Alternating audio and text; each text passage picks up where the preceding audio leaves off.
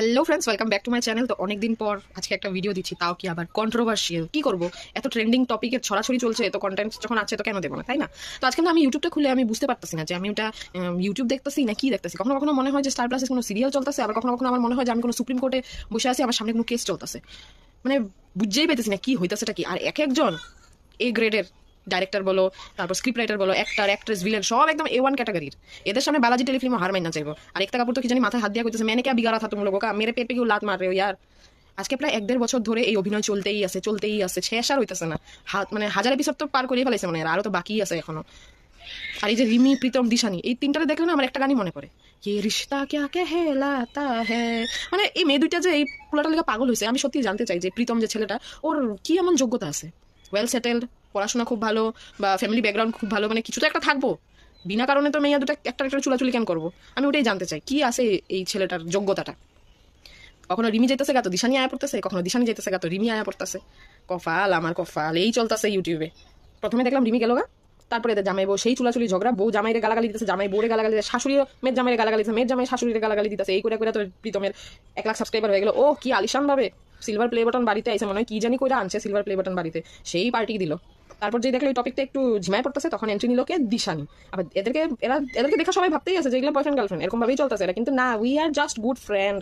তারপরে এই গুড ফ্রেন্ডের টপিকটা যখন ঝিমায় পড়লো, তখন কি শুনলাম, প্রীতম দিশানিরেই ভালো পায়, দিশানিরেই বিয়া করবো।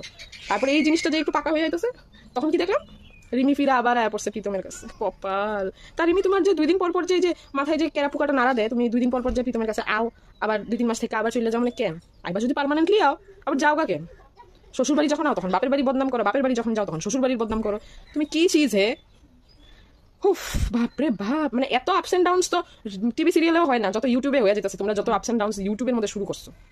আর তো কত যে মানে কয়েকজন যে আইসে সমাজ সেবিকা, বাপরে বাপ। মানে সমাজ সেবিকা বলতে আমি জানি যে সমাজের জন্য যে যারা নিঃস্বার্থভাবে কাজ করে, সমাজের সেবা করতে যায় বিনা কোনো স্বার্থে, তাই এরা তো মনিটাইজেশন অন করে সমাজ সেবা করতে গেছে। এটা কোন ধরনের সমাজ সেবা? আর তোমাদের মনে যদি ওই মেয়েটার লিগা এতই দরদ জায়গা উঠছে যে না, মেয়েটার সংসারটা মেয়েটা করুক, মেয়েটার আবার মেয়েটার বরের কাছে ফিরাই দিই, তা যখন নিয়েই গেছো তো সবকিছু লিগেল ভাবেই করতে। তোমরা তো খুব আজকাল লিগেল করতে থাকো, রেজিস্ট্রি করে মেয়ে পুলা মায়া দুটোর বিয়েই করাই দিতা। ওদের তো এমনিও লিগালি বিয়ে হয় নাই, তো রেজিস্ট্রি করে বিয়েই করাই দিতা। না, ওইটা করবা না, ওইটা করলে কেমনে হইব? ওইটা করলে তো কন্টেন্টই শেষ। নেক্সট ভিডিও দিবা কেমনে করে যদি ওইটা করো, তাই না? মাথা মাথা মাথা, এগুলোরে কয় সমাজ সেবিকা। তা প্রীতম, তোমার না আমি একটা ফ্রিতে অ্যাডভাইস দিই, ঠিক আছে? খুব ওয়েল নোন একটা ইউটিউবার আছে, তুমিও চিনো মেবি, আরমান মালিক। ওর 2টা বউ, কৃতিকা মালিক আর পায়েল মালিক, দুজনটা দেখো একসঙ্গেই রাখছে। তো তুমি এত ঝামেলা বাদ দাও, বুঝছো? তুমি লাইফ করে কইতাছো আমি লিগেল স্টেপ নেবো যদি আমার ফ্যামিলির উপরে কোনো বিপদ হয়। রিমি লাইফ করে কইতাছে আমি লিগেল স্টেপ নেবো, ওইদিকে দিশানিও করতে, সব খালি লিগেল স্টেপই নেয়। মানে এই আইন হলে ওদের কাছে মুড়ি ভাজা হয়ে গেছে, সব কথায় কথায় খালি লিগেল স্টেপই নিতেছে। তোমরা ঘন্টা কোনো লিগেল স্টেপ নিবা না, তোমরা এই লাইভই করবা, ভিডিওই বানাইবা, মেন তো রেভিনিউ, তাই না? এটাই করবা। তো তার চেয়ে বেস্ট আমি তোমার ভালো আইডিয়া দিতেছি, তুমি এখন এই লাইভ করে ভিডিও করে যা রেভিনিউ কামাইতেছো না, তার থেকে ডাবল রেভিনিউ কামাইবা। দুটোটার এক লগে বাড়িতে নিও, দিশানিরও নিও, রিমিরও রাখো, দুটোর এক লগে রাখো, তারপরে তর করে রেভিনিউ বাড়তেছে। সাধারণ এই কন্ট্রোভার্সিতেই একবার দিশানি আয়, একবার রিমি যায়, এটাতেই মানুষ এত এটাতে নিয়ে পড়তেছে, এতই ভিডিও হইতেছে। আর যদি দুইটারে এক লগে তুমি বাড়িতে রেখে, তুমি ভাবো তো কতটা ভিডিও হইব তোমার নামে।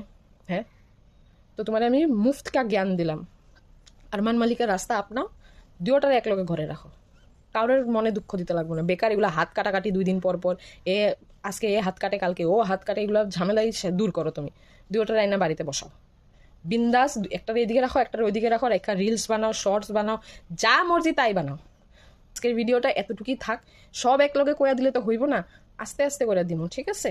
তো চলো আজকের মতো টাটা, বাই বাই। আর প্রীতম, আমার কথাটা কিন্তু একটু মাথায় ঢুকাইও, হ্যাঁ, একটু ভাববো আমার কথাটা, আরমান মালিকের যে কথাটা কইলাম একটু ভাববো, তোমার লিগাই ভালো হইব গো ভাই। বুঝতে পারছো, আমি একটা দিদি হইয়া তোমার ভালো অ্যাডভাইস দিলাম। টাটা।